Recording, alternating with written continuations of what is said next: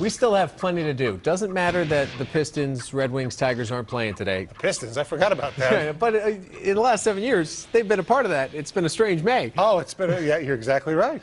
Postmortem on the Wings, a team that I think many of us expected more of. Babcock thinks that this Sharks team is probably the favorite at this stage to win the Cup. I don't know if I necessarily agree. I think this Wings had what it took. Things didn't fall their way. Yeah, I mean, look, the series looked different because of the amazing comeback. And people were, like, criticizing me via, Twitter at Stoney16, saying, how can you applaud this team that has made a second-round exit 2 years in a row? Well, I think Detroiters should be proud of the way they gutted it up, came back against a lot of odds. Every game, as you know the stats, 6 games by 1 goal. The other one was the empty net goal.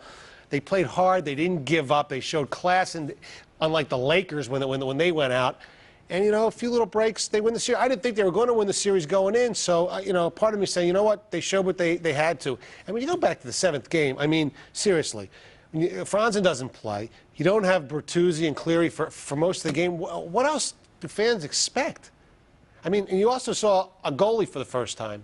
I mean, Jimmy Howard, was he great? No, but he was certainly, to my mind, good enough to go on where you don't have to worry about a goalie for the next few years. It shows you promise, and I know that looking ahead, the big question is whether or not you're going to see Lidstrom, Draper, Ozzie, Madonna. Most of those guys, if not all of them, might be gone. I think Lidstrom will probably come back. I hope so. But I'm a little worried moving forward. I'd like to see the other guys get thrown into the spotlight, but now you're really going to test the depth of this organization, and that's been a strength of this organization.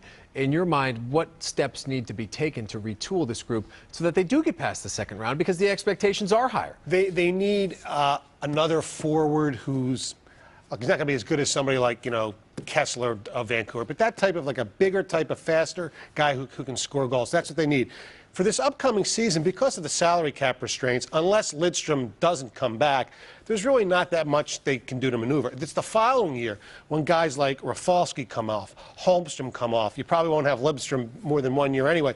You could have close to $13, $14 million to play with, if that's not where more. You'll see a big change and a big name coming to town. Probably, and also hopefully some of these guys on the farm, Mersak and Thomas Tartar, whatever, how you pronounce his name, I think that's correct. Brandon Smith, even. Yeah, Brandon Smith on defense, absolutely. That's where you have to, hopefully, the young guys will come in. And still, Howard's still young. You still have, although Datsyuk's over 30, Zetterberg's, late 20s. These guys are still in their prime. Hey, no complaints about Pavel Datsyuk, what he did. When you consider what he was playing with that wrist, which, most guys probably wouldn't even play with. You mentioned it last week. He couldn't take a face-off. Right. What's amazing about Datsyuk is, for some reason, even in Canada, even Hockey Elite, all of a sudden they were like discovering Pavel Datsyuk like it was some secret. He was getting more great publicity nationally and internationally than ever before, and he certainly deserved it. It's going to be tough to watch these next 2 rounds, though, because I think most of us in this region really believe that the Wings could have and maybe should have gotten all the way to the Stanley Cup Finals. They could have. Look, they were almost as good as San Jose, and I think they're almost as good as Vancouver.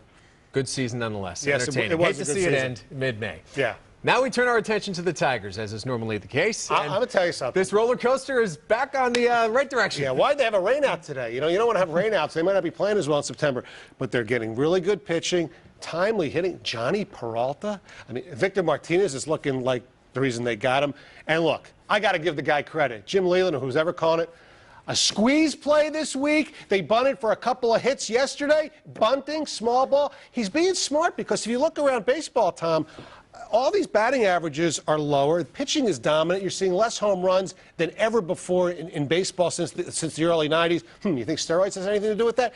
But it's a new brand of baseball. It's old school baseball, and Jim Leyland is realizing that's the way you're going to have to win. Max Scherzer goes for his 7th win tomorrow when they play Toronto. Stonehead of the week. Stonehead. There were a few nominees, possibilities. There was, Jorge Posada for opting out of playing yesterday.